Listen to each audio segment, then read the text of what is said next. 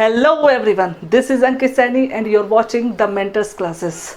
तो आज के इस वीडियो में हम लोग बच्चों क्या करने वाले हैं, आज की इस वीडियो में हम लोग देखेंगे कुछ theorems related to cyclic groups. अब ये साइक्लिक ग्रुप क्या होता है, साइक्लिक ग्रुप का जनरेटर क्या होता है, ये सारी बातें हम लोग इससे पहले की वीडियो में देख चुके हैं। तो जिन लोगों ने वो वीडियो नहीं देखी है तो हमारी प्लेलिस्ट में जाकर उस वीडियो को देख सकते हैं, जिससे जो भी कंसेप्ट मैं आज यहाँ बताने वाला हूँ वो सारी चीज़ें आप लोगों को आसानी से समझ आएंगी। ठीक है, आज की हमारी सबसे पहली थ्योरम जो होगी वो क्या है, देखें।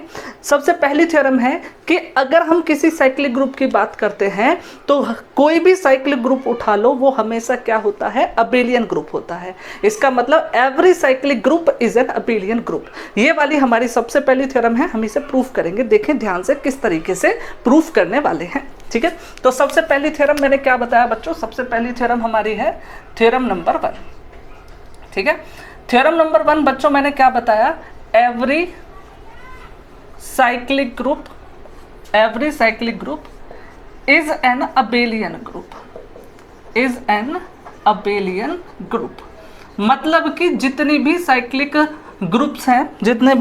ग्रुप्स हैं वो क्या होते हैं, अबेलियन ग्रुप होते हैं। ठीक है, देखो किस तरीके से करेंगे, प्रूफ एकदम इजी है। देखो किस तरीके से करेंगे, देखना जरा प्रूफ।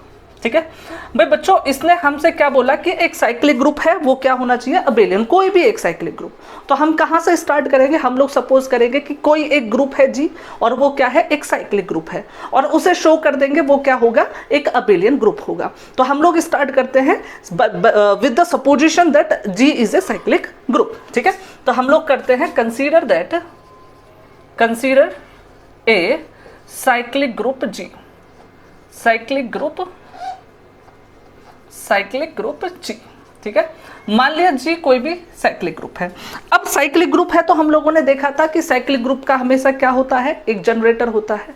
तो हम इसे लिखेंगे cyclic group G generated by क्या है, जनरेटेड बाय ए। मतलब कि इसका जनरेटर क्या है बच्चों, इसका जनरेटर ए है। ठीक है, अब हमें क्या शो करना है, ये अबेलियन है।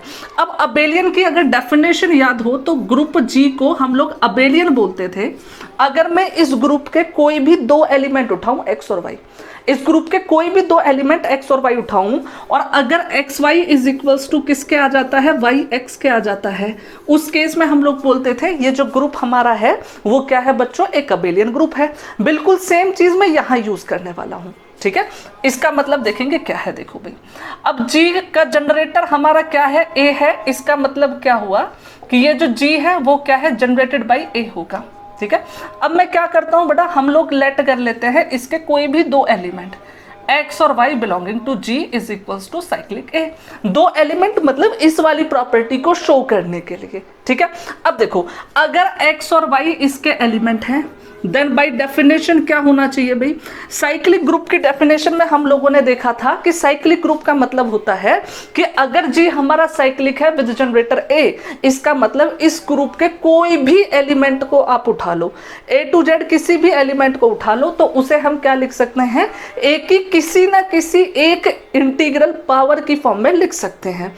बिल्कुल सेम देखो, अगर एक्स और वाई जी के एलिमेंट हैं, इसका मतलब क्या हुआ कि x और y को भी g के मतलब एलिमेंट होने की वजह से a के किसी इंटीग्रल पावर की फॉर्म में हम लोग लिख सकते हैं। वही चीज हम लोग करने वाले हैं। देखें किस तरीके से करेंगे, देखो इसका मतलब बेटा क्या होगा, x is equals to a की power n, y is equals to a की पावर n फॉर सम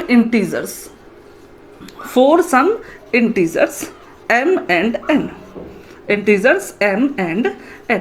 मतलब m और n कोई भी दो इंटीजर हैं जिनके लिए क्या होगा, x is equals to a की पावर m और y इज इक्वल्स टू कितना होगा, a की पावर n।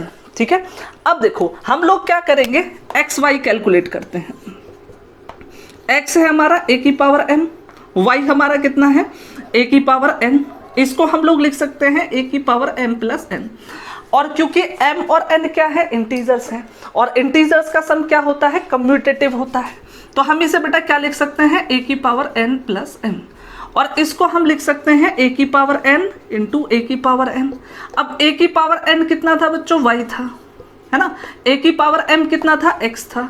इसका मतलब क्या हुआ, x और y, x into Y equal to किसके हो गया, y इंटू एक्स के। है ना। इसका मतलब क्या हुआ, ये जो ग्रुप हमारा जी है वो कैसा ग्रुप है बच्चों, जी एक अबेलियन ग्रुप है। ठीक है, ये हो गई हमारी सबसे पहली थ्योरम। क्या था पहली थ्योरम में जो हमने देखा अभी, कि जितने भी साइक्लिक ग्रुप होते हैं वो हमेशा कैसे होते हैं, हमेशा अबेलियन होते हैं। ठीक है, ये हो गई पहली थ्योरम। अब दूसरी थ्योरम की तरफ बढ़ते हैं। देखो दूसरी थ्योरम क्या है, दूसरी थ्योरम है बच्चों कि अगर जी हमारा कोई भी साइक्लिक ग्रुप है जिसका एक जनरेटर हमें पता है ए है। ठीक है, क्या बोला मैंने कि सपोज करो जी हमारा कोई भी एक साइक्लिक ग्रुप है जिसका एक जनरेटर ए है, तो अगर मैं बात करूं इसके दूसरे जनरेटर की, दूसरे किसी जनरेटर की, जैसे हम लोगों ने एग्जांपल में भी देखा था लास्ट वीडियो में कि जरूरी नहीं है किसी ग्रुप के एक ही जनरेटर हो। ठीक है, तो अगर किसी ग्रुप का जनरेटर ए है, ठीक है, तो ए का इनवर्स मतलब ए इनवर्स भी उस ग्रुप का क्या होगा, जनरेटर होगा, है ना। क्या बोला मैंने, अगर किसी साइक्लिक ग्रुप का जनरेटर ए है तो ए इनवर्स भी उस साइक्लिक ग्रुप का क्या होगा, जनरेटर होगा। ठीक है, ये है हमारी अगली थ्योरम। क्या बोला मैंने, लिख लेते हैं। देखो थ्योरम नंबर 2 क्या है, theorem number 2, if A is a generator of G, ठीक है, अगर ए क्या है, जी का जनरेटर है, then A inverse is also a generator of G. ठीक है, जनरेटर ऑफ जी मतलब अगर ए किसी साइक्लिक ग्रुप जी का जनरेटर है तो ए का इनवर्स मतलब ए इनवर्स भी क्या होगा, उसका जनरेटर होगा। ठीक है, अब ये चीज हम प्रूफ कैसे करने वाले हैं वो देखेंगे। देखो प्रूफ, ठीक है, अच्छा प्रूफ देखना बच्चों। देखो क्या है, देखो हम लोग क्या सपोज करते हैं, suppose A is a generator, suppose A is a generator of G. हमने मान लिया बच्चों क्या है कि ए है इस ग्रुप जी का जनरेटर। ठीक है, इसका जनरेटर हो गया। अब हमें प्रूफ करना है कि ए इनवर्स क्या है, इसका जनरेटर है। ठीक है, हमें क्या प्रूफ करना है, ए इनवर्स भी इस ग्रुप जी का जनरेटर है। अब ये कब बनेगा जनरेटर, अगर डेफिनेशन के थ्रू जाए तो क्या था कि किसी भी एलिमेंट ए को हम किसी साइक्लिक ग्रुप जी का जनरेटर बोलते थे अगर उस ग्रुप के हर एक एलिमेंट को उस एलिमेंट की इंटीग्रल पावर की फॉर्म में लिख सके। मतलब क्या कि हमारे पास कोई ग्रुप है जी, इसका कोई एलिमेंट मैंने उठा लिया, सपोज करो बी, तो इस बी को मैं इस ग्रुप जी का जनरेटर कब बोल सकता हूं, जब इसका कोई भी एलिमेंट उठाऊं मैं, है ना, इसका कोई भी एलिमेंट उठाऊं मैं। ठीक है, उसे क्या कर सकते हैं हम, उसे हम b की इंटीग्रल पावर की फॉर्म में लिख सकते हैं, मतलब x इक्वल टू बी की पावर m लिख सकते हैं, m belonging to any integer. ठीक है, अगर ऐसा होता है तो हम लोग बोल सकते हैं कि ये b जो है उस ग्रुप का क्या है, जनरेटर है। ठीक है, यही बिल्कुल सेम डेफिनेशन में यूज करने वाला हूं यहां पर। वो किस तरीके से देखेंगे बच्चों, देखो अगर यहां देखें, अगर G का जनरेटर A है, इसका मतलब बेटा G को हम लोग क्या लिखेंगे, साइक्लिक A। ठीक है, अब मैं इसका कोई भी एलिमेंट उठाता हूं। ठीक है, इसका मैंने कोई भी एलिमेंट उठाया, let X belonging to G, है ना। इसका मतलब क्या है, बाय डेफिनेशन क्योंकि A जनरेटर है, इसका मतलब X को मैं A की किसी इंटीग्रल पावर की फॉर्म में लिख सकता हूं। यहां तक तो ठीक है ना। अच्छा, अब एक और चीज जानते हैं हम कि अगर A इनवर्स के इनवर्स की बात करें तो वो किसके इक्वल होता है, A के इक्वल होता है। ये वाली थ्योरम हमने पढ़ी थी कहाँ, ये वाली थ्योरम पढ़ी थी जब हम लोग प्रॉपर्टीज ऑफ एलिमेंट की बात कर रहे थे, एलिमेंट्री प्रॉपर्टीज की बात कर रहे थे। ठीक है, अब A की ये वाली वैल्यू को यहाँ सब्स्टिट्यूट करते हैं तो X हमारा हो जाएगा A इनवर्स का इनवर्स और होल पावर कितना है बच्चों, m, जिसे हम लिख सकते हैं A इनवर्स की पावर माइनस m, है ना। इसका मतलब क्या हुआ भाई, ग्रुप जी का कोई भी एक एलिमेंट मैंने उठाया और उसे क्या लिख दिया, integral power of A inverse. इसका मतलब क्या हुआ, ये चला गया ए इनवर्स के अंदर, है ना। और मैंने क्या बताया था, अगर ग्रुप के हर एक एलिमेंट को as an integral power of A inverse लिख दूं तो इसका मतलब ए इनवर्स क्या बन जाएगा, जनरेटर बन जाएगा। इसका मतलब क्या हुआ, A inverse is a generator of G. ठीक है, इसका मतलब ए इनवर्स भी क्या हो गया, जी का जनरेटर हो गया। ठीक है, आप लोग लिखें इसे, इस लिखने के लिए स्क्रीनशॉट ले सकते हैं, फिर आगे बढ़ेंगे। चलिए तो बच्चों बढ़ते हैं अपनी अगली वाली थ्योरम की तरफ। देखो थ्योरम नंबर 3 क्या है, ध्यान से सुनेंगे। देखो क्या है कि अगर हमारे पास कोई भी फाइनाइट ग्रुप है, ठीक है, अगर हमारे पास कोई भी फाइनाइट ग्रुप है और उस ग्रुप के अंदर एक ऐसा एलिमेंट है, उस ग्रुप के अंदर एक ऐसा एलिमेंट है जिसका ऑर्डर ग्रुप के ऑर्डर के इक्वल हो, ठीक है, क्या बोला मैंने, अगर हमारे पास कोई ऐसा फाइनाइट ग्रुप है जिसके अंदर एक ऐसा एलिमेंट है जिसका ऑर्डर ग्रुप के ऑर्डर के इक्वल हो, तो ऐसा ग्रुप बच्चों होता है साइक्लिक ग्रुप, ठीक है। तो ये हमारी नेक्स्ट थ्योरम है, थ्योरम नंबर 3। इसे देखते हैं किस तरीके से करने वाले हैं, देखें जरा। देखो भाई थ्योरम नंबर 3, थ्योरम नंबर 3 क्या बताया मैंने, let G be a finite group of order n, finite group of order n, ठीक है। if G contains an element of order n, an element of order n, then G must be cyclic, then G क्या होना चाहिए, cyclic होना चाहिए, ठीक है। ये है हमारी अगली थ्योरम कि अगर कोई ग्रुप है, फाइनाइट ग्रुप है जिसका ऑर्डर n है और उसके अंदर एक ऐसा एलिमेंट है जिसका ऑर्डर n है, तो वो ग्रुप कैसा होगा, साइक्लिक होगा, ठीक है। इसे किस तरीके से प्रूफ करेंगे वो देखना जरा। देखो भाई हम लोग क्या करते हैं, हम लोग ये शो करेंगे कि एक ग्रुप है हमारे पास G जिसका ऑर्डर n है, ठीक है। हम लोग क्या करेंगे, देखो भाई G है हमारे पास, ठीक है, इसका एक एलिमेंट उठा लेंगे हम A और इसका ऑर्डर कितना रहेगा, इसका ऑर्डर n रहेगा।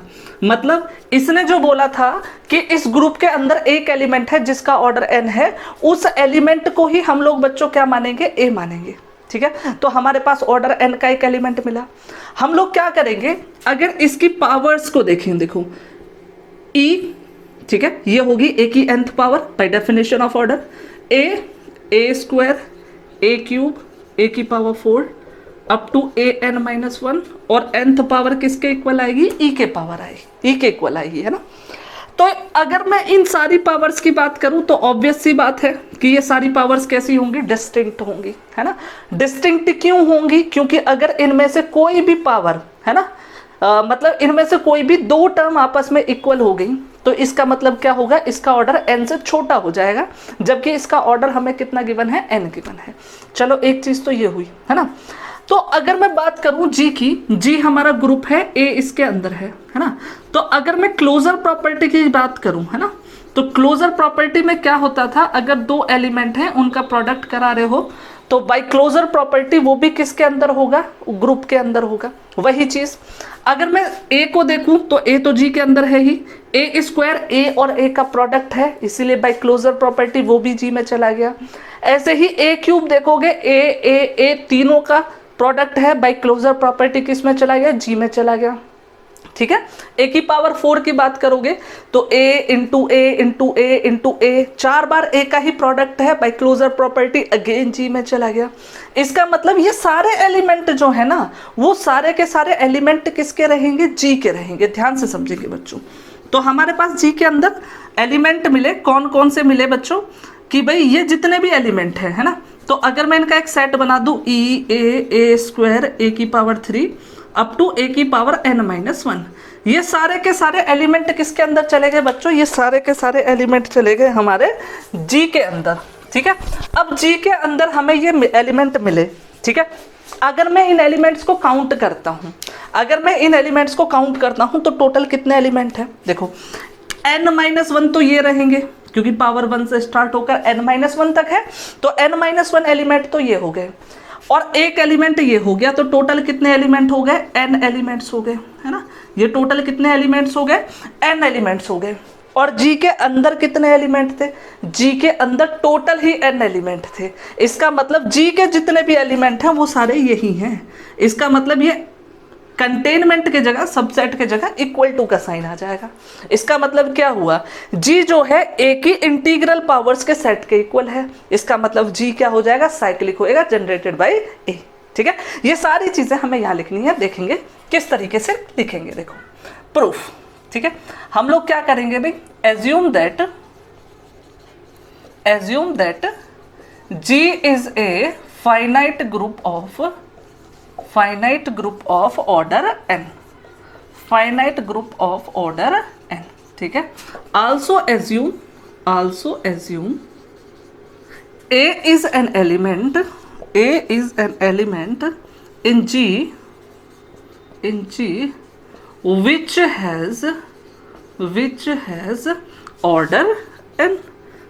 has order n, then integral powers of A कौन कौन सी पावर्स हैं बेटा, जो अभी हमने देखी थी यहाँ, a स्क्वायर, a की power 3, 4 up to an-1 and an is equals to e are distinct element, है ना, distinct elements of G, distinct elements of G। Element of G क्यों है, बाय क्लोजर प्रॉपर्टी, है ना। देन अब ये सारे एलिमेंट हैं G के, इसका मतलब क्या है, E, इसको हमने पहले लिखा, फिर a square, a cube, a की पावर 4 अप टू an-1, ये सारे ही एलिमेंट G के हैं। इसका मतलब ये इसका सबसेट हो जाएगा, G का सबसेट हो जाएगा, है ना। तो हमें ये पता चला G के अंदर n एलिमेंट है, और ये भी कैसा सेट है, n एलिमेंट का सेट है। इसका मतलब दोनों कैसे हो जाएंगे, इक्वल हो जाएंगे। ठीक है, लिखेंगे सिंस हमारा G जो है, G has exactly n elements, ठीक है, 10, ठीक है। अब देखो G के अंदर n एलिमेंट है, इसके अंदर भी n एलिमेंट है, और ये सारे के सारे G के अंदर हैं, इसका मतलब G इसके इक्वल है। तो G इक्वल टू कितना हो जाएगा, a square, a cube, a की पावर 4 अप टू a की पावर n-1। इसका मतलब क्या हुआ कि ये जो हमारा G है वो किसके इक्वल है, वो है A के साइक्लिक ग्रुप के इक्वल। इसका मतलब G हमारा क्या है बच्चों, साइक्लिक ग्रुप है। Hence G is a cyclic group. G is a cyclic group. मतलब G क्या होगा, एक साइक्लिक ग्रुप होगा, और यही तो हम लोग प्रूफ करना चाहते थे, हो गया प्रूफ। ठीक है, अगली वाली थ्योरम देखते हैं, थ्योरम नंबर 4। ठीक है, तो थ्योरम नंबर 4 क्या है बच्चों, कि अगर कोई इनफाइनाइट साइक्लिक ग्रुप है तो उसके केवल 2 जनरेटर होने चाहिए। ठीक है, अगर कोई इनफाइनाइट साइक्लिक ग्रुप है तो उसके केवल 2 जनरेटर हो सकते हैं। ये चीज हम लोग प्रूफ करने वाले हैं, देखेंगे कैसे। देखो अगली वाली थ्योरम जो है हमारी, देखेंगे जरा, theorem number 4। If G is an infinite cyclic group,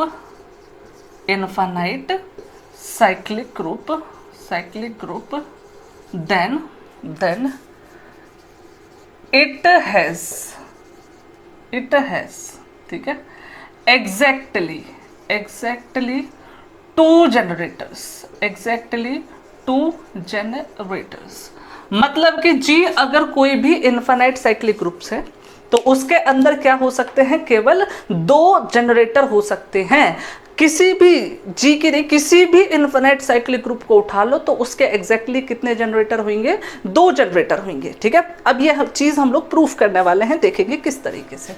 देखो भाई प्रूफ क्या करते हैं भाई, एज्यूम कर लेते हैं, assume that G is an infinite cyclic group, मैंने मान लिया भाई G क्या है, इनफाइनाइट साइक्लिक ग्रुप है, विद जनरेटर ए। ठीक है भाई, अब क्योंकि साइक्लिक ग्रुप है तो कम से कम एक जनरेटर तो इसका होगा ही, वो जनरेटर हमने बच्चों क्या मान लिया, ए मान लिया। ठीक है बच्चों, अब हमें प्रूफ करना है कि इसके एग्जैक्टली 2 जनरेटर होंगे, है ना। अब देखो अभी हमने एक थ्योरम पढ़ी थी क्या, कि अगर कोई साइक्लिक ग्रुप है उसका जनरेटर है ए, तो ए इनवर्स भी क्या होता है, उसका जनरेटर होता है ना। तो अगर ए जी का जनरेटर है तो ए इनवर्स भी क्या होना चाहिए, जी का जनरेटर होना चाहिए। ठीक है, देन क्लियरली ये जो ए इनवर्स है वो क्या होना चाहिए, is also a generator, also a generator है ना, आल्सो ए जनरेटर ऑफ जी है ना।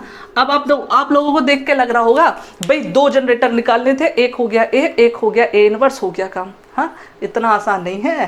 देखो भाई अभी हमने ए इनवर्स निकाला, ठीक है, हमें ये पता चला कि अगर ए जी का जनरेटर है तो ए इनवर्स भी क्या होगा, जी का जनरेटर होगा। लेकिन इससे ये बात प्रूव नहीं हो जाती कि इसके 2 जनरेटर हैं। ऐसा हो सकता है कि भाई ये दोनों जनरेटर हैं, हो सकता है ये दोनों इक्वल हों। अगर ये दोनों इक्वल हो गए इसका मतलब इसका सिर्फ एक जनरेटर आया है ना। एक चीज तो हमें ये भी सोचनी पड़ेगी कि ये इक्वल है कि नहीं है। ठीक है, दूसरा ऐसा हो सकता है हमने 2 ही तो जनरेटर लिखे, इसके अलावा कोई और भी हो। ठीक है, एक वो पॉसिबिलिटी भी हमें देखनी पड़ेगी, है ना। तो अब हमारे पास 2 पॉसिबिलिटी बची, जैसा मैंने बताया। पहली पॉसिबिलिटी हो सकता है ए इनवर्स और ए क्या हो, इक्वल हो। ठीक है, और दूसरा हो सकता है इनके अलावा भी कोई एक जनरेटर हो। इन दोनों पॉसिबिलिटीज को हम एक एक बार चेक करेंगे, देखते हैं किस तरीके से। देखो नाउ अब क्लेम क्या करते हैं, क्लेम मतलब जो हम लोग प्रूफ करने वाले हैं कि ये ए जो है ए इनवर्स के इक्वल नहीं है। ठीक है, एक चीज हम लोग ये प्रूफ करने वाले हैं कि ए जो है वो क्या है, ए इनवर्स के इक्वल नहीं है। क्यों, देखो बिकॉज इफ है ना, अगर ऐसा हुआ कि A equal to A inverse हो गया है ना, इसका मतलब क्या होगा, A raised to the power 2 equal to E. इसका मतलब ऑर्डर ऑफ ए है ना, ऑर्डर ऑफ ए या तो 1 होगा या फिर 2 होगा। ठीक है, क्योंकि अगर ए के जगह ई हो जाए तो ई स्क्वायर भी आइडेंटिटी होगा। ठीक है, और अगर ए के जगह ई नहीं हुआ तो ऑर्डर कितना हो जाएगा, 2। ऑब्वियस सी बात है क्योंकि ए की पावर 2 इक्वल टू आइडेंटिटी है। और अगर ए इक्वल टू आइडेंटिटी हुआ तो ऑर्डर कितना हो जाएगा, 1। तो दोनों ही केसेस में ऑर्डर देखो 1 और 2 मतलब फाइनाइट ऑर्डर है। और अगर ए का ऑर्डर फाइनाइट है तो हमें पता है साइक्लिक ग्रुप का जो ऑर्डर होता है उसके जनरेटर के ऑर्डर के इक्वल होता है। इसका मतलब क्या हुआ कि जो जी है उसका ऑर्डर भी या तो 1 होगा या 2 होगा, मतलब फाइनाइट होगा। जबकि हमें जी कैसा ग्रुप दिया था, इनफाइनाइट साइक्लिक ग्रुप दिया था। इसका मतलब हम पहुंच गए कंट्राडिक्शन पर। और अगर हम लोग कंट्राडिक्शन पर पहुंच गए इसका मतलब ये जो चीज हमने लिखी है ये पॉसिबल ही नहीं है। ये चीज हमें लिखनी है। देखो किस तरीके से, नाउ इसका मतलब क्या हुआ, order of A is finite है ना। अगर ऑर्डर ऑफ ए फाइनाइट है ना, इसका मतलब क्या हुआ, this implies that order of G is finite. Order of G क्यों हुआ, क्योंकि ऑर्डर ऑफ जी जो है वो ऑर्डर ऑफ ए के इक्वल है, क्योंकि ए उसका जनरेटर है ना। Which is a contradiction, which is a contradiction. मतलब भाई यहां पर तो कंट्राडिक्शन हो गई। इसका मतलब ए जो है वो ए इनवर्स के इक्वल नहीं है। इसका मतलब 2 जनरेटर निकाल लिए हमने, एक तो ए, दूसरा वाला ए इनवर्स। लेकिन अभी भी केवल 2 नहीं हुए, एग्जैक्टली 2 नहीं हुए। हो सकता है दूसरी वाली पॉसिबिलिटी कि इनके अलावा भी कोई जनरेटर हो। अब हम लोग दिखाएंगे कि ये भी पॉसिबल नहीं है कि इनके अलावा कोई है ही नहीं, है ना। वो किस तरीके से करेंगे, देखो भाई नाउ इफ पॉसिबल, अगर पॉसिबल हो तो assume B is B belonging to G is any generator है ना, any generator। ठीक है, any generator of G। मान लिया ये G का कोई दूसरा जनरेटर है ना। लेकिन हम तो ये तो जानते हैं ना कि G A से जनरेटेड है, ये तो हमें पहले से ही पता है। इसका मतलब क्या है, B इक्वल टू A की पावर M होगा, M बिलोंगिंग टू Z होगा। और ये हम लोग मानकर चलते हैं ये +-1 के इक्वल नहीं है। अब इसका मतलब क्या हुआ, हम लोग ये मानकर चलते हैं ये जो m है ना वो ना तो +1 है ना -1 है। इसका मतलब कि ये जो b है वो ना तो a के इक्वल है ना ही a इनवर्स के इक्वल, ना तो a के इक्वल ना ही a इनवर्स के इक्वल, मतलब इनके अलावा कोई एलिमेंट है जो हमारा b है। ठीक है, अब ध्यान से समझेंगे। देखो अब क्योंकि b जो है इसका जनरेटर है, क्योंकि भाई हमें पता है g क्या है, G जनरेटेड बाय B है, ऐसा हमने सपोज किया है क्योंकि B इसका जनरेटर है। ठीक है, एंड हमें यह भी पता है कि A G का एलिमेंट है। हमें ये भी पता है ए जी का एलिमेंट है। इसका मतलब क्या हुआ, अगर ए जी का एलिमेंट है और जी किससे जनरेटेड है, बी से जनरेटेड है, इसका मतलब ए क्या होगा, बी की किसी इंटीग्रल पावर के इक्वल होगा बाय डेफिनेशन। ठीक है, इसका मतलब क्या हुआ, a is equals to B की power n, n belonging to z, कोई भी इंटीजर हो सकता है, we don't know what it exactly is, but it's an integer we know. ठीक है, a इक्वल टू बी की पावर n हो गया। ठीक है, अब ध्यान से देखेंगे जरा, अगर मैं b की वैल्यू सब्स्टिट्यूट करूं, so what we have is b equal to a raise to the power m, so it will be a raise to the power m n, और we can write a is equals to a raise to the power m n। ठीक है, a equal to कितना हो गया, a raise to the power m n, या फिर इसको हम बेटा ऐसा भी लिख सकते हैं a m n minus one is equals to identity. ठीक है, ये हमें पता चल गया। अब हम लोग जानते हैं कि अगर किसी एलिमेंट का ऑर्डर देखने, तो ऑर्डर के लिए हम लोगों ने एक चीज देखी थी कि by definition order was the least positive integer such that element raise to the power that integer is equals to identity, but least है ना। और हम लोगों ने ये भी देखा था कि ऑर्डर ऑफ किसी भी एलिमेंट की बात करें तो वो ऐसी पावर से छोटा या इक्वल होता है जो उस एलिमेंट को क्या बना दे, आइडेंटिटी बना दे। इसका मतलब क्या हुआ कि ऑर्डर ऑफ ए क्या होगा, विल बी लेस देन और equal to M N minus one, मतलब कि फाइनाइट नंबर। ठीक है, इसका मतलब ऑर्डर ऑफ ए क्या हो गया, फाइनाइट हो गया। इसका मतलब जी का ऑर्डर कैसा हो गया, फाइनाइट हो गया। इसका मतलब क्या हो गया, ये कंट्राडिक्शन हो गई। Order of G is finite क्योंकि ए इसका क्या है, जनरेटर है, जैसा अभी किया था हमने, है ना। 10 इसका मतलब क्या होगा, it is a contradiction, hence G has exactly 2 generators. इसका मतलब इसके एग्जैक्टली कितने जनरेटर्स होंगे, 2 जनरेटर्स होंगे। ठीक है, तो आप लोग इसका स्क्रीनशॉट ले सकते हैं। फिर उसके बाद एक और एग्जांपल देखेंगे, मस्त example.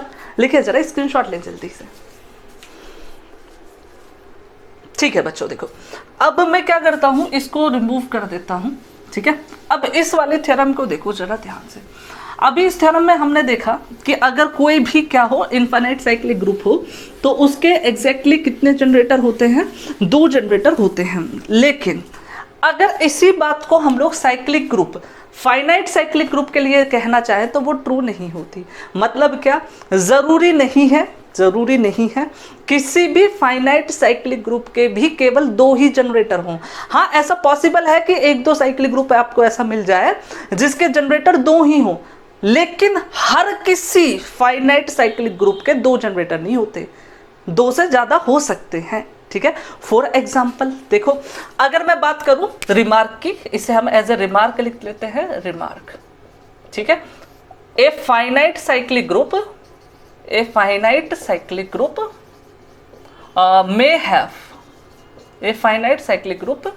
may have more than 2 generators। मतलब किसी भी फाइनाइट साइक्लिक ग्रुप की बात करोगे तो उसके 2 से ज्यादा जनरेटर्स हो सकते हैं। अगर एग्जाम्पल की बात करो, काउंटर एग्जाम्पल की बात करो, तो देख लेते हैं। देखो, फॉर एग्जाम्पल कंसीडर, ठीक है, Z5 इज इक्वल्स टू 0 1 2 3 4। ठीक है, अंडर एडिशन मॉड्यूलो 5। ठीक है, अब देखो इसके जनरेटर की बात करें। देखो, अगर इसके जनरेटर फाइंड आउट करने हैं तो हम लोग आज जो हमने थ्योरम यूज की थी ना, अभी थोड़ी देर पहले प्रूफ की थी, थ्योरम नंबर 3, उसका यूज कर सकते हैं। क्या बताया था कि अगर कोई भी फाइनाइट साइक्लिक ग्रुप है ऑफ ऑर्डर n, अगर उसके अंदर कोई ऐसा एलिमेंट है जिसका ऑर्डर भी n हो, तो वो क्या होगा, ग्रुप साइक्लिक होगा और वो एलिमेंट उसका जनरेटर होगा। वही चीज मैं प्रूफ करने वाला हूँ। देखो, यहाँ Z5 है, ठीक है, तो इसके अंदर एलिमेंट देखोगे तो टोटल 5 एलिमेंट है। इसका मतलब इसका ऑर्डर कितना है, 5 है। इसके जितने भी एलिमेंट होंगे, मतलब इन एलिमेंट्स में से जितने भी ऐसे एलिमेंट होंगे जिनका ऑर्डर कितना होगा, 5, वो सभी इसके क्या होंगे, जनरेटर्स होंगे। यहाँ देखें जरा ध्यान से, अगर मैं 1 की बात करता हूँ ना, अगर मैं 1 की बात करता हूँ 4 1, देखो 1 का ऑर्डर कैलकुलेट करते हैं, कैलकुलेट करना मैं पहले ही बता चुका हूँ। फर्स्ट मल्टीपल देखोगे 1 आया, सेकंड मल्टीपल देखोगे 2 आया, थर्ड मल्टीपल देखोगे 3 आया, फोर्थ मल्टीपल देखोगे 4 आया, फिफ्थ मल्टीपल देखोगे कितना आएगा 5। जैसे ही 5 हुआ मॉड 5 कर देंगे, 5 से रिड्यूस कर देंगे तो आया 0। 0 मतलब आइडेंटिटी। और मैंने बताया है अगर element n into a equal to identity आ जाए तो वो क्या होता है, ऑर्डर। तो अगर हम ऑर्डर ऑफ n1 की बात करें कितना आएगा 5, है ना। हेंस ये 5 जो 1 क्या है, 1 हमारा क्या है, जनरेटर। 1 इज जनरेटर, ठीक है। इसी तरीके से आप लोग चेक कर सकते हैं कि ये जो एलिमेंट है 2, है ना, 2 is also a generator, also a generator. 2 भी इसका क्या होगा, जनरेटर होगा। अगर मैं 3 की बात करूँ 3 इज आल्सो जनरेटर, है ना, 3 भी इसका जनरेटर होगा, ठीक है। अगर 4 की बात करूँ 4 is also generator, also a generator. ये क्या हो जाएगा, ये भी इसका जनरेटर हो जाएगा, ठीक है। अब देखो मैंने आप लोगों को बताया कि 1 का ऑर्डर निकालो और चेक करो कि वो उसका ऑर्डर जो है ग्रुप के ऑर्डर के इक्वल है कि नहीं। अगर इक्वल आता है इसका मतलब वो जनरेटर है, अगर इक्वल नहीं आया तो वो जनरेटर नहीं है। और मैंने ये डायरेक्टली लिख दिया है ना, तो ये जो मैंने डायरेक्ट लिखे हैं ना उनके पीछे रीज़न ये नहीं है कि मैंने इनका ऑर्डर कैलकुलेट किया। एक और तरीका है जिससे हम लोग फाइंड आउट कर सकते हैं कि Z5 का कोई एलिमेंट उसका जनरेटर है कि नहीं, ठीक है। वो देखेंगे हम नेक्स्ट वीडियो में, ठीक है। तो मिलते हैं नेक्स्ट वीडियो में, तब तक के लिए आप ये जो चीज़ें मैंने आज बताई हैं उन्हें रिवाइज करें। उम्मीद करता हूँ ये सारी चीज़ें समझ आई होंगी। See you everyone in the next video. आप लोग जाते जाते स्क्रीनशॉट जरूर लें।